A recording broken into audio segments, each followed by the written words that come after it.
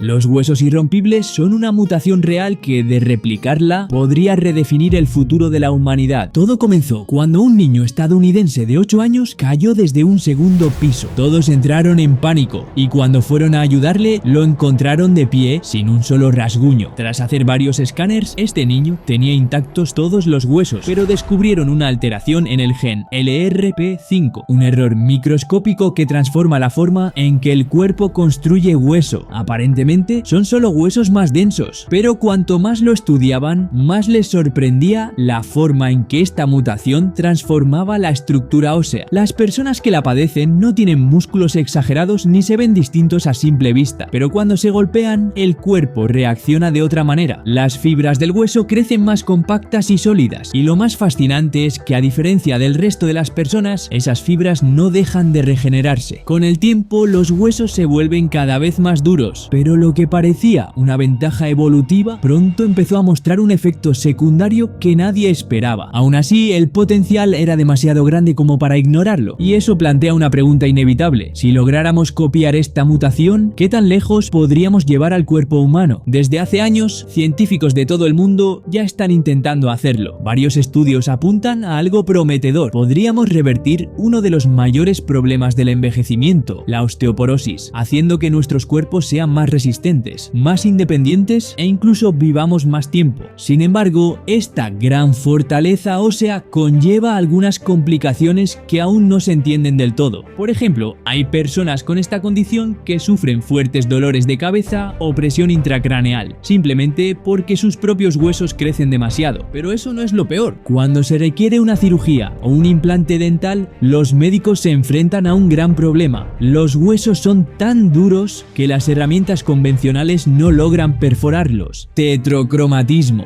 Alguna vez probablemente te hayas preguntado ¿por qué los leones ven mejor que nosotros a la noche? ¿O por qué las águilas ven a pequeñas ardillas desde kilómetros? Hay personas que nacen con mutaciones visuales que van incluso más allá de eso, y no siempre es una ventaja. Todo comenzó cuando una mujer fue al oftalmólogo porque sentía que algo andaba mal con su vista. Decía que el cielo se veía diferente, que los colores de las luces no coincidían con lo que los demás decían ver. Pensaron que era sensibilidad a la luz o alguna ilusión óptica. Pero después de varias pruebas específicas, los doctores quedaron en shock cuando apareció la explicación. Su retina tenía un tipo de célula extra, un cuarto cono, algo que la mayoría de la población no tiene. La condición se llama tetrocromatismo y le permite ver millones de matices que otros ni siquiera pueden imaginar. Literalmente, su espectro de visión del color es más amplio. Pero aquí es donde se complica, porque nadie más ve lo que ella ve. Intenta describir un color y la gente la mira raro. Cuando dice que dos tonos son distintos, le responden que son idénticos. Durante años pensó que algo andaba mal con su percepción, cuando en realidad su cerebro estaba recibiendo más información que el resto. Esto no ocurre por accidente. Se cree que es hereditario y en la mayoría de los casos solo se presenta en mujeres. 4 tipos de conos en la retina en lugar de 3 y una sensibilidad mayor en el procesamiento cerebral de color. El resultado no es una supervista como tal, sino una forma distinta de experimentar el mundo visual. Un atardecer no se ve bonito, se ve sobrecargado. Una tienda de pinturas no es colorida, es abrumadora. Y muchas veces lo que debería ser armonioso resulta molesto. Los investigadores aún no tienen claro cuántas personas viven con esta condición sin saberlo, porque al no poder comparar con otras personas, muchas simplemente asumen que todos ven igual. La hipertimesia es la mutación del cerebro que te hace recordar cada detalle de la vida como si hubiese ocurrido ayer. Las personas con hipertimesia recuerdan fechas, conversaciones, lugares y emociones con una precisión casi total. No hacen esfuerzo por memorizar, simplemente su cerebro guarda todo, sin filtrar. Recuerdan qué día de la semana fue un 4 de junio cualquiera, qué llevaban puesto, qué música sonaba y qué conversaciones tuvo, y no como un recuerdo vago, sino como una reproducción exacta. La causa no se entiende del todo. Se ha observado una activación atípica en regiones cerebrales vinculadas a la autobiografía y la emoción. Pero no todo es ventaja, porque esa precisión tiene un precio. No hay filtros. Los momentos más dolorosos, las pérdidas, las discusiones, regresan con la misma intensidad una y otra vez, y eso con el tiempo pesa. La mutación del gen del sueño es más poderoso que todas las técnicas de productividad juntas. Dormir poco no siempre es un problema. Para algunas personas es simplemente lo normal. Un estudio con voluntarios que dormían entre 3 y 5 horas por noche reveló algo inesperado. No mostraban signos de privación del sueño, no estaban agotados, ni irritables, ni desorientados. Al contrario, funcionaban con más eficiencia que muchos que dormían 8 horas. Ahí apareció el patrón. Estas personas tienen una mutación en el gen DEC2 y es una de las alteraciones más misteriosas que se conocen en la biología del sueño. Este pequeño ajuste genético afecta la producción de proteínas que regulan los ciclos circadianos. En pocas palabras, su cuerpo necesita menos sueño para hacer lo mismo. 4 horas bien dormidas y el sistema está listo. Nada de somnolencia durante el día ni fatiga acumulada. Lo que hace esta mutación es comprimir todo el proceso de descanso profundo, permitiendo que el cuerpo se regenere en la mitad de tiempo que el resto necesita. Tienen menos sueño ligero, más sueño reparador y lo distribuyen de forma más eficiente. Desde fuera parecen hiperactivos, se despiertan solos, no necesitan despertador y mientras otros recién empiezan el día, ellos ya completaron varias tareas. Pero eso también puede volverse un problema, porque este nivel de rendimiento constante se vuelve adictivo. Muchas personas con la mutación tardan años en descubrir que lo que tienen no es insomnio ni ansiedad, simplemente su cuerpo no necesita desconectarse tanto tiempo como el del resto. CIPA. Hay algunas personas que no sienten dolor, ni quemaduras, ni fracturas, ni cortes. Tampoco sudan, aunque su temperatura corporal suba peligrosamente. Esta condición se llama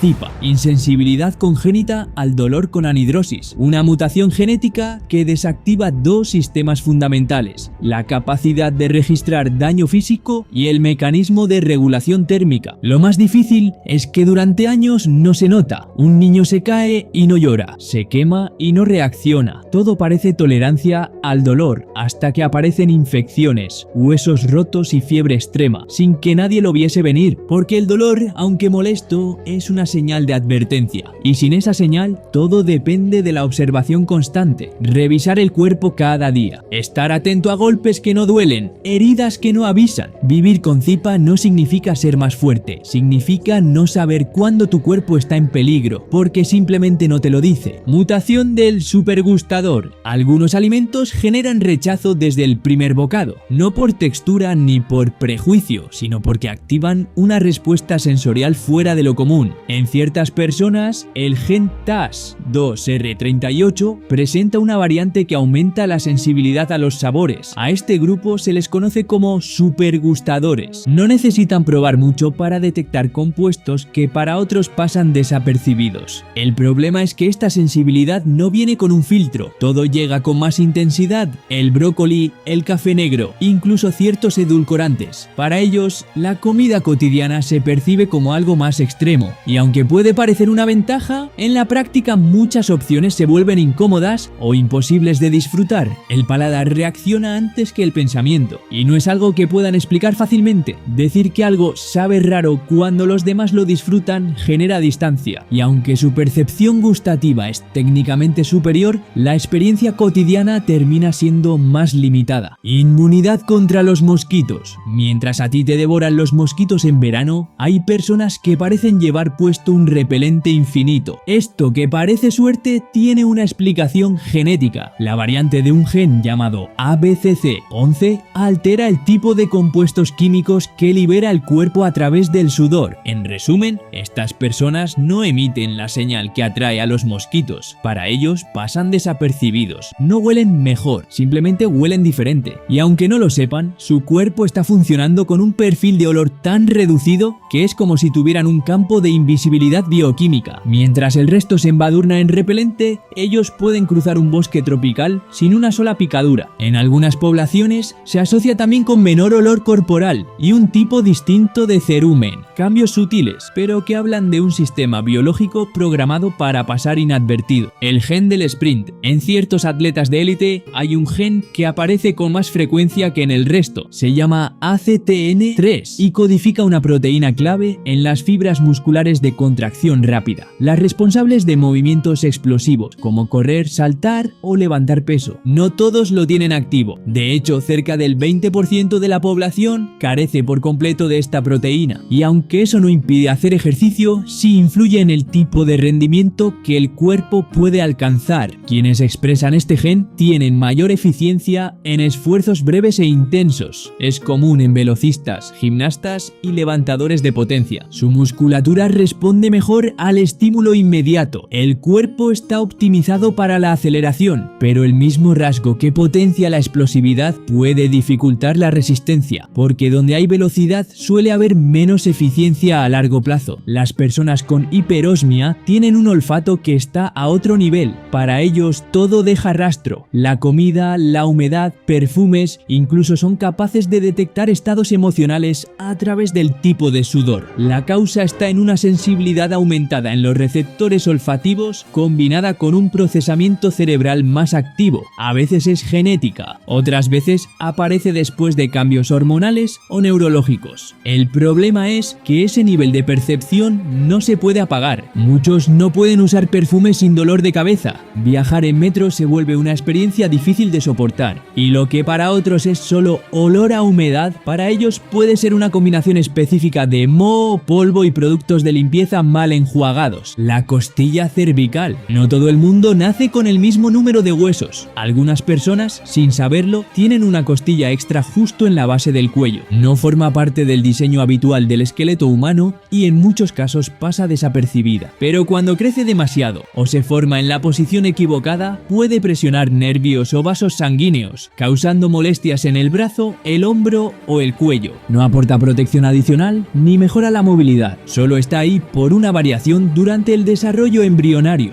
un pequeño desvío biológico que el cuerpo dejó pasar y que a veces, años después, empieza a hacer ruido. La mutación en el gen GRIA2 es una alteración en la forma en que el cerebro procesa el miedo. No es valentía ni sangre fría. En ciertos estudios se han observado casos de personas con mutaciones en el gen GRIA2 que afecta a receptores relacionados con la respuesta al peligro. El resultado, una reacción mínima o directamente ausente ante situaciones que normalmente generan alerta. No se inmovilizan, no evitan el riesgo y tampoco lo exageran, simplemente no lo perciben con la misma intensidad, y eso cambia por completo cómo toman decisiones. Puede parecer útil, ya que a día de hoy el miedo es el mayor enemigo a la hora de perseguir grandes objetivos, pero vivir sin miedo también implica no detectar límites, conducir a grandes velocidades, exponerse a entornos peligrosos o asumir riesgos físicos o sociales sin medir consecuencias. El miedo es un sistema de protección y cuando se desconecta, el mundo se vuelve otro, pero no necesariamente más seguro. La distiquiasis suena a algo técnico, poco importante, pero en realidad es la razón por la que algunas personas parpadean y sienten como si tuvieran arena en los ojos todo el día. Esto es una condición genética en la que crece un segundo juego de pestañas justo en el borde del párpado. Es una microvariación heredada, generalmente asociada al gen F o XC2. A simple vista puede parecer un rasgo estético curioso, pero no siempre es inofensivo. Ese segundo grupo de pestañas a veces crece en direcciones irregulares o hacia adentro, rozando constantemente la superficie del ojo. Eso puede causar irritación, lagrimeo crónico o incluso daño en la córnea si no se trata. Lo interesante es que muchas personas conviven con ello durante años, sin diagnóstico. Solo sienten que sus ojos están más sensibles. Doble remolino. La mayoría tienen un solo remolino en el cuero cabelludo, otros dos. Y aunque puede parecer solo un detalle estético, esa pequeña diferencia tiene su origen en una configuración genética poco común. La doble corona capilar altera el patrón de crecimiento del cabello. No es una enfermedad ni un defecto, pero sí complica cosas tan simples como peinarse o usar un gorro. El pelo crece en direcciones opuestas, como si dos centros de gravedad tiraran del mismo campo a la vez. No se sabe con certeza por qué ocurre. Se ha vinculado a la genética, pero también a ciertos procesos en el desarrollo embrionario. En algunos estudios se ha relacionado con lateralidad cerebral o ciertos rasgos hereditarios, aunque no hay conclusiones firmes. Lo curioso es que aunque no causa dolor ni altera la salud,